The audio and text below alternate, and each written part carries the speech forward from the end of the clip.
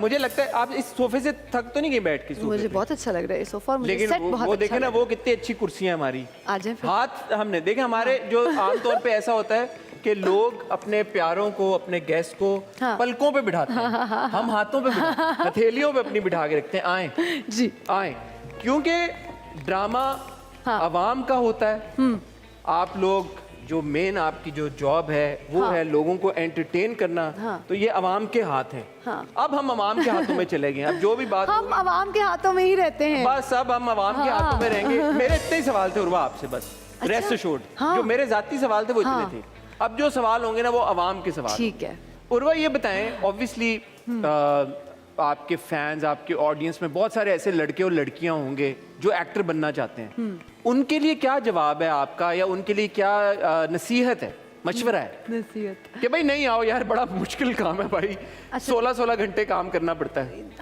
हर काम मुश्किल है अगर देखा जाए तो, और हर काम आसान है अगर उस पर मेहनत की जाए तो। अच्छा। मैं ये ज़रूर एडवाइस करूँगी, which has been my way of dealing with things so far, कि आप अगर 100 दफ़ा गिर रहे हैं ना तो आपने एक दफ़ा और उठना है। ओफ, you have to get up one more time. 100 दफा भी अगर गिरे हैं ना, एक दफा और उठना है। ऑल्सो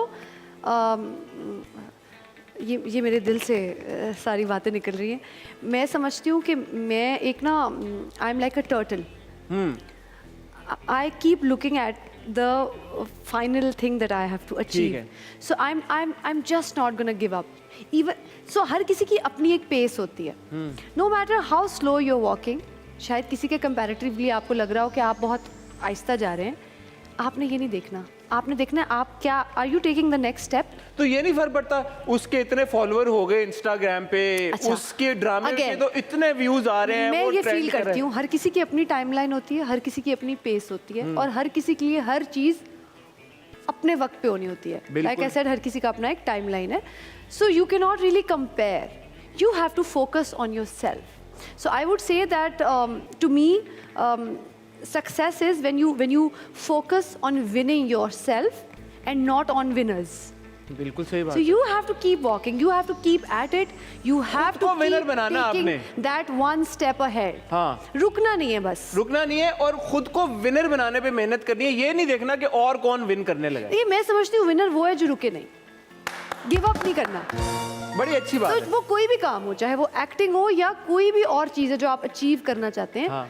हर दिन उसकी तरफ बढ़ते रहे. चाहे स्लोली बढ़े, लेकिन अपनी मंजिल की तरफ बढ़ते जाएं. मंजिल की तरफ बढ़ते जाएं, रुकना नहीं है. बढ़ते जाएं. हाँ. और मंजिल की ओर बढ़ते बढ़ते अभी फिलहाल आप जिस टॉप पे हैं उसका नाम है मेरी शहजादी. हाँ जी. आपका drama which is currently on air, और ये हम सबको पता ही है कि इस ड्रामे का नाम था पहले मेरी डयाना, मेरी शहजादी डयाना, और कासिम अली मुरीद. मेरी शहजादी ही था. I feel कि वो it got lost in the news like that. So कहानी कुछ इस तरह है. लेकिन सॉरी मैं आपकी बात काटूंगा, आपके किरदार का नाम भी डियाना ही था. नहीं, मेरे किरदार का नाम दानिया ही दानिया है. था. वो ड्रामे में दिखाते हैं कि प्यार से जो नाना नानी है वो उसको कहते हैं ये तो हमारी डियाना है. जैसे मैं आपको मज़े की बात बताऊं, व्हेन आई वाज यंगर तो मेरे अब्बा अक्सर कह देते थे कि वो बुलाओ लेडी डायना को आके खाना खा ले. ऐसे होता है, ऐसे होता है. वड्डी लेडी डियाना आई. ये भी.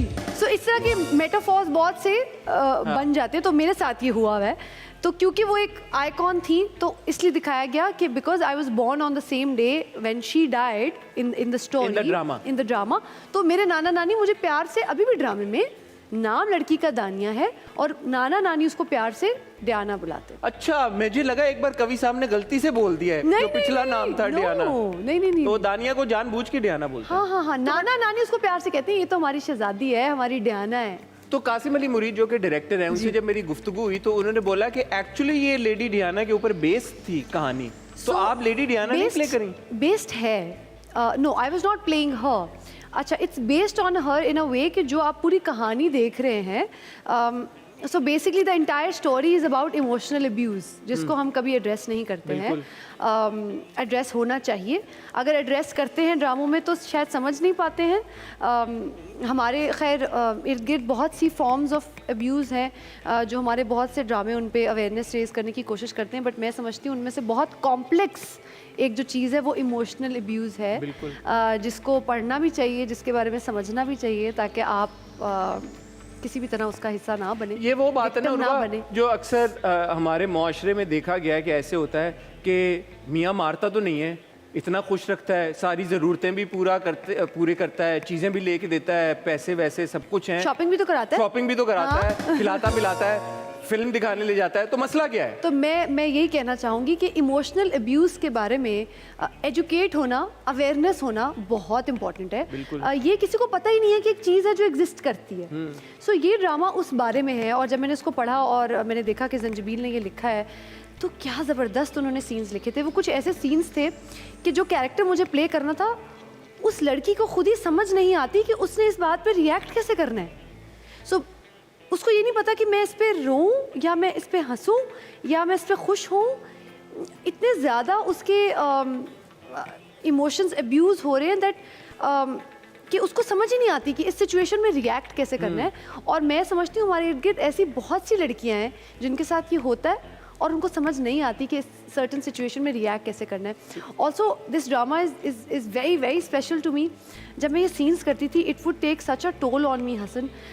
अच्छा, वैसे ही in life I was going through a lot of anxiety, severe anxiety, and I was taking therapy for it also. मैं जब ये सीन करती थी और पढ़ती थी, तो मेरी जो पैल्पिटेशंस है जिनसे मैं डील कर रही थी वो बढ़ जाती थी, क्योंकि वो इतना मुश्किल सा सीन होता था कि मैं कहती थी ये वाकई। और अगर आप फील करने लगो as an actor, because you have to feel a certain way to reflect it on screen, तो जब वो आप फील करने लगते हो और अगर आप एक वल्नरेबल सिचुएशन में खुद हो, तो बड़ा मुश्किल है उसके साथ डील करना। सो ये इतना कॉम्प्लेक्स ड्रामा था फॉर मी, और इतना कॉम्प्लेक्स कैरेक्टर था for me to play, that it would take a toll on my health and my well-being at that moment, और बड़ा मुश्किल होता था उन सीन्स को करना। अभी क्योंकि कुछ एपिसोड्स हो गई हैं, तो अब जब हम इस ड्रामे को देखते हैं तो ऐसा लगता है कि आपका किरदार सेटल कर गया है। शुरू की किस्तों में तनकीद आई और हमने भी ये कहा कि आपने अपनी लुक पे उतना काम नहीं किया इसको तब्दील करने पे। फॉर इंस्टेंस, जैसे इससे पिछला ड्रामा आपका था अमानत, उसमें महर का किरदार था। तो क्या ये क्रिटिसिज्म जायज़ है आपके ख्याल में? क्रिटिसिज्म तो देखें, everybody is entitled to their opinion, मैं उसको नाजायज़ तो बिल्कुल भी नहीं कहूँगी। लेकिन जो मेरी टेक थी on it, since the audience is asking, वो ये थी कि ये एक बड़ी आम सी लड़की थी। अब इसके 2 सींग तो नहीं हो सकते। मतलब मैं क्या ऐसा कर दूं? 2 चोटियां तो कुछ मतलब डिफरेंस लुक में। देखिए, उन्होंने कहा यार बिल्कुल अमानत की। जहाँ से शो शुरू हुआ, हम अपीयरेंसेस में फंस के रह गए हैं। ये कैरेक्टर उन तमाम कैरेक्टर्स से इतना फ़र्क है, the way she deals with the situations, the way she reacts to a situation. अगर ये अमानत की महर होती ना, तो वो हर सीन पे धाड़े मार के रो रही होती। बिल्कुल, ये ऐसा नहीं कर रही, इसको तो समझ ही नहीं आती कि सीन में करना। किरदार खुला है तो अब अंदाजा होना शुरू हुआ है ना। हाँ। शुरू के उसमें इतना हो नहीं रहा था। I must